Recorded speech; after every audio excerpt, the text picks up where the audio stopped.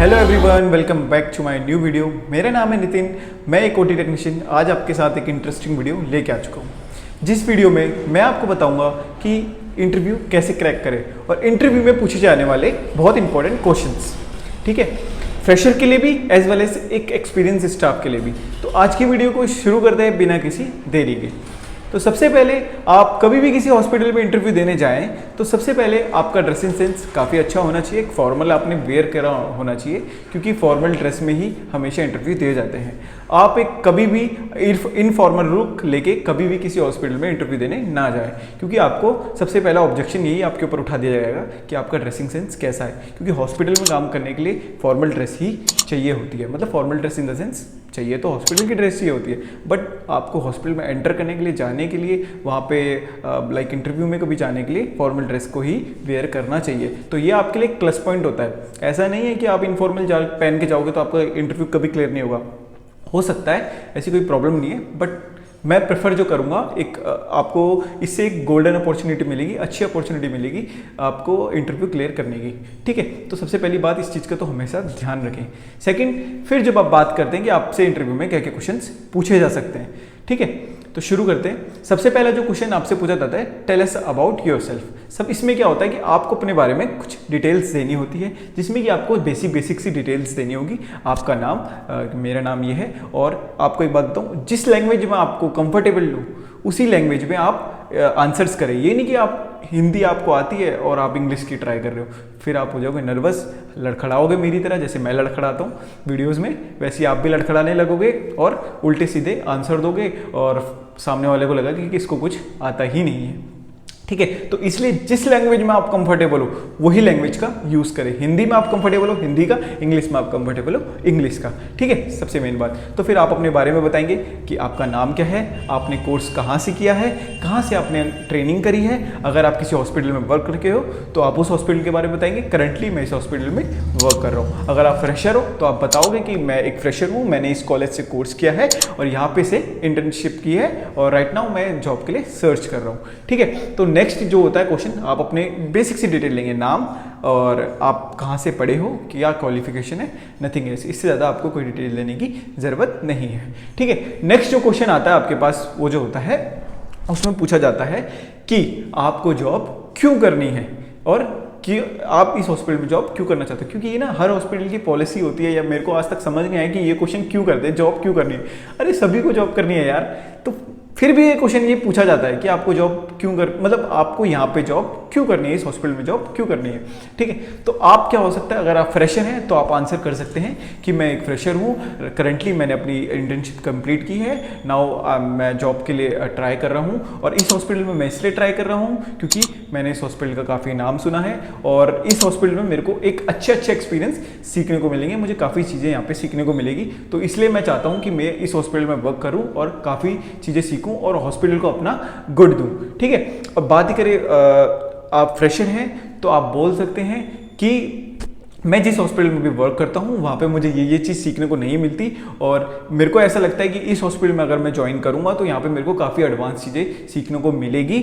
और आप कुछ और भी एक्सक्यूज़ दे सकते हैं कि मेरे घर के नियर बाय है, ऐसे कुछ एग्जांपल्स दे सकते हैं वहाँ पे। लाइक आपको जो, अगर आपको कोई प्रॉब्लम फेस हो रही होगी वहाँ पे, तो जेन्युइनली आप उसका आंसर दे सकते हैं कि मुझे वहाँ पे ये प्रॉब्लम्स है और यहाँ पे मुझे लगता है कि ये प्रॉब्लम्स की सॉल्यूशन, मतलब ये प्रॉब्लम नहीं आएगी मुझे और मैं यहाँ पे बेटर एडवांस चीज़ें सीख पाऊँगा। ठीक है, तो ये तो हो गया आपकी बेसिक जो क्वेश्चन होते हैं, ये आपके बारे में डिटेल्स पूछी जाती है। नेक्स्ट जो क्वेश्चंस आते हैं कि आपने वहाँ पे, अगर आप फ्रेशर हैं तो आपको बताया जाएगा कि हम तो फ्रेशर्स को इतनी सैलरी वगैरह देते हैं, ये हमारा प्रोसीजर होता है फ्रेशर स्टाफ के लिए। ठीक है, और बात वहीं एक्सपीरियंस स्टाफ की करें तो एक्सपीरियंस स्टाफ से सैलरी की बात की जाती है कि करंट आप कितनी सैलरी ले रहे हैं और कितनी सैलरी के लिए आप मतलब कितनी सैलरी की आप थिंक कर रहे हैं कि आपको इतनी सैलरी चाहिए या इतनी सैलरी चाहिए। ठीक है, तो ये क्वेश्चंस पूछे जाते हैं सैलरी के रिगार्डिंग, कितनी सैलरी चाहिए और आप कितने, एक्सपीरियंस स्टाफ से ये भी पूछा जाता है कि कितने टाइम का नोटिस पीरियड देके आप ज्वाइन कर सकते हैं, 1 मंथ का, 15 डेज का, जो भी है, बेसिकली 1 मंथ का ही नोटिस पीरियड दिया जाता है हॉस्पिटल में। ठीक है, तो ये बेसिक क्वेश्चन आपसे सबसे पहले पूछे जाते हैं बायोडाटा में। ये होता है एचआर में, इसका इंटरव्यू जो होता है एचआर लेता है, एचआर डिपार्टमेंट का हेड वो इसका इंटरव्यू लेता है, इस प्रोसेस को एचआर डिपार्टमेंट प्रोसीड करता है। तो आफ्टर दैट आप ओटी डिपार्टमेंट में जाते हैं या जिस डिपार्टमेंट में आप इंटरव्यू देने जा रहे हैं उस डिपार्टमेंट में जाते हैं। ओटी डिपार्टमेंट का मैं आपको डिटेल्स दूंगा, ओटी डिपार्टमेंट में क्या क्या क्वेश्चंस होते हैं। देन आप ओटी डिपार्टमेंट जाते हैं, टेक्नीशियन से क्वेश्चंस किए जाते हैं कि आप आज से पहले आप कौन से हॉस्पिटल में वर्क करते थे, ठीक है, एंड क्या क्या आपने वहाँ पे किया है, मतलब कि एनेस्थीसिया साइड के आप टेक्नीशियन है या ओटी स्क्रबिंग साइड के आप टेक्नीशियन है, तो आपसे पूछा जाएगा एनेस्थीसिया साइड के टेक्नीशियन है या स्क्रबिंग साइड के टेक्नीशियन है। आप बताएंगे मैं एनेस्थीसिया साइड का टेक्नीशियन हूँ, तो आपसे क्वेश्चन पुट होंगे एनेस्थीसिया साइड के ओनली। पूछा जाएगा आपने एनेस्थीसिया साइड में कौन कौन सी सर्जरी प्रोसीड कराई है, तो आप बताएंगे कि मैंने सिजेरियन करवाए हैं, लैप्रोली करवाई हैं, ऑर्थो की सर्जरी करवाई हुई है, गायनी की सर्जरी करवाई हुई है। ऐसे करके आप सारी सर्जरीज बताएंगे। मैंने टीआर करवाया है, केटीपी करवाई हुई है और प्लेटिंग वगैरह कराई है, पीएफएन कराया हुआ है, ईएनटी के केसेस कराए हैं। आपसे सारे केसेस के बारे में पूछा जाएगा, आपने कौन कौन से केसेस कराए हैं और क्या क्या आप असिस्ट करते हैं उस केस में, ये क्वेश्चन आपसे पूछे जाएंगे। और वही बात है स्क्रबिंग साइड की, तो स्क्रबिंग साइड में आपसे पूछा जाएगा कि स्क्रबिंग साइड में आपने कौन कौन से केसेस कराए हैं, सेम यही आप बताएंगे कौन कौन से कराए हैं। एक बात, इसमें हमेशा जेन्युइन आंसर देना, जो आपने कराया है वही बताना, जो नहीं कराया है मत बताना बिल्कुल भी, क्योंकि अगर आपने एक झूठ बोला तो उसके लिए आपको 100 झूठ बोलने पड़ेंगे और आप कहीं ना कहीं फंस जाएंगे। इस बात का हमेशा ध्यान रखना। तो बात करते हैं आप क्वेश्चंस क्या क्या पूछे जाते हैं एनेस्थीसिया साइड में।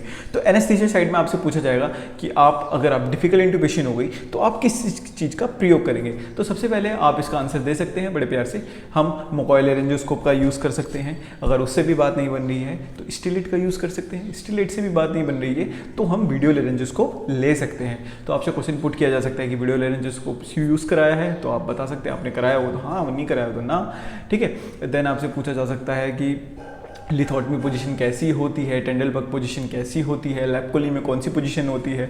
अगर आपको पता हो तो मुझे भी बताना लैप्रोली में कौन सी पोजीशन होती है कमेंट बॉक्स में। क्या हम करते हैं लैप्रोली प्रोसीजर में, सबसे कॉमन केस है ये, हर हॉस्पिटल में होता ही होता है, ठीक है। तो आप इसका आंसर जरूर देना, ठीक है। तो आपसे पोजीशंस के बारे में पूछा जा सकता है कि कौन कौन सी पोजीशन बनाई जाती है, ठीक है। और ईएनटी केसेस के बारे में आपसे पूछा जा सकता है कि ईएनटी केसेस में हम क्या क्या यूज़ करते हैं, क्या क्या प्रोसीजर होता है।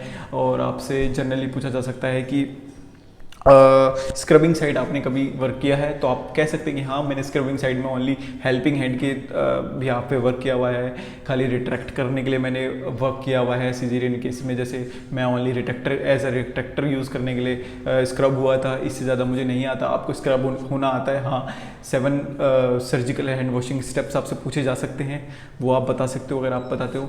ओटी का जेन्युइन नॉर्मल टेम्परेचर आपसे पूछा जा सकता है। ओटी में फ्यूमिगेशन में हम कौन सी केमिकल को यूज़ करते हैं, कौन से केमिकल का यूज़ करते हैं फ्यूमिगेशन करने के लिए ओटी को। ओटी में आपसे लेरेंजोस्कोप के 3 तरह के जो लेरेंजोस्कोप की ब्लेड होती है उसके बारे में आपसे पूछा जा सकता है। ये क्वेश्चंस होते हैं जो आपसे एनेस्थीसिया साइड में पूछे जाते हैं नॉर्मली, ठीक है।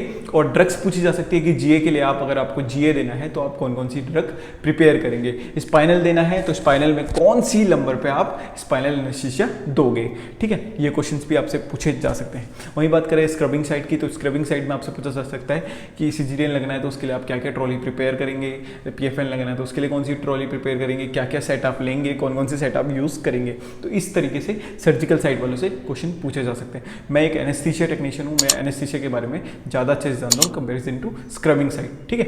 तो यही आपसे जो नॉर्मली क्वेश्चंस किए जाते हैं, आपसे ये क्वेश्चन पुट किए जाएंगे, ठीक है। और आपसे पूछा जा सकता है आप किसी के रेफरेंस से आए, अगर आप किसी के रेफरेंस से गए होंगे उस हॉस्पिटल में तो आप बता सकते हैं इसकी रेफरेंस से जाएँ।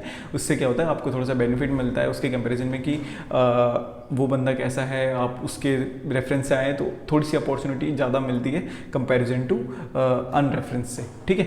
तो ये क्वेश्चन से आपसे जनरली पूछे जा सकते हैं, ठीक है। अब बात करते हैं कि अगर आप जॉब सर्च कैसे करेंगे, ठीक है। तो ये सबसे मेन टॉपिक है। तो इसके लिए आपको क्या करना है, इंडीड ऐप आप यूज़ कर सकते हैं और साथ ही साथ naukri.com ऐप है वो आप यूज़ कर सकते हैं जॉब सर्च करने के लिए। और आप की रेफरेंस में जितने भी बंदे हैं हॉस्पिटल डिपार्टमेंट में वर्क करते हैं, कोई किसी हॉस्पिटल में करता होगा, कोई किसी हॉस्पिटल में करता होगा, तो आप उनको भी इन्फॉर्म कर सकते हैं कि मैंने ये कोर्स किया है। उनको अपना सीवी शेयर कर सकते हैं। और आपको लगता है कि किसी हॉस्पिटल में वैकेंसी अवेलेबल है तो वहाँ पे जाके भी आप अपना रिज्यूम सर्च करते हैं। इंडीड ऐप में जाके आप अपनी प्रोफाइल बनाएं, एक अच्छी सी प्रोफाइल बना सकते हैं। उसके थ्रू आपको खुद ही ईमेल आती है कि इस हॉस्पिटल में वैकेंसी अवेलेबल है, ये आप वैकेंसी कर सकते हैं, ठीक है। और बाकी आपसे पूछा जा सकता है कि इमरजेंसी में हम कौन सी ड्रग को यूज़ करके, कौन सी रिलैक्शन मसल रिलैक्शन को यूज़ करके पेशेंट को इंट्यूबेट करेंगे। ठीक है, तो ये सब सारी रैपिड इंट्यूबेशन जिसे कहते हैं वो आपसे पूछा जा सकता है कि रैपिड इंट्यूबेशन कैसे होती है, कौन सी ड्रग को हम यूज़ करते हैं उस केस में। ठीक है, तो ये सब प्रोसीजर आपको झेलना पड़ता है इंटरव्यू देने के लिए। ठीक है, तो नॉर्मली आप बता सकते हैं, और जो सैलरी पैकेज होता है आपका स्टार्टिंग का वो होता है 18 to 20,000 अराउंड मिलता है स्टार्टिंग सैलरी पैकेज। उसके बाद फर्दर आपके एक्सपीरियंस पे डिपेंड करता है, हॉस्पिटल पे डिपेंड करता है कि कौन से हॉस्पिटल में आप जा रहे हैं, कितना एक्सपीरियंस लेके जा रहे हैं, और उतनी अच्छी आपको सैलरी आगे जाके मिलती है। ठीक है, तो ये सब नॉलेज है नॉर्मल इंटरव्यू आप कैसे दे सकते हैं। बाकी आपको इंटरव्यू से रिलेटेड कोई क्वेश्चंस वगैरह हो, कोई क्वायरी हो, तो आप मेरे से इंस्टाग्राम पे मेरे लिंक लेके पूछ सकते हैं। बाकी साथ ही साथ आप मेरे कमेंट बॉक्स में पूछ सकते हैं, मैं आपका ज़रूर रिप्लाई करूँगा, कोशिश करूँगा। ठीक है, और सून हम एक बार लाइव आने वाले हैं अभी कुछ दिन बाद। मैं अभी कम्युनिकेशन उसमें डाल दूँगा कि मैं कब लाइव आ रहा हूँ। ठीक है, और इंस्टाग्राम पे भी मैं आपको अपडेट करूँगा कि मैं कब लाइव आ रहा हूँ, तो आप मेरे लाइव में आके मुझसे फेस टू फेस बात कर सकते हैं और क्वेश्चंस आप अपने पुट कर सकते हैं। तो आज की वीडियो को हम यहीं ख़त्म करते हैं, मिलते हैं नेक्स्ट वीडियो में, तब तक के लिए टाटा बाय बाय।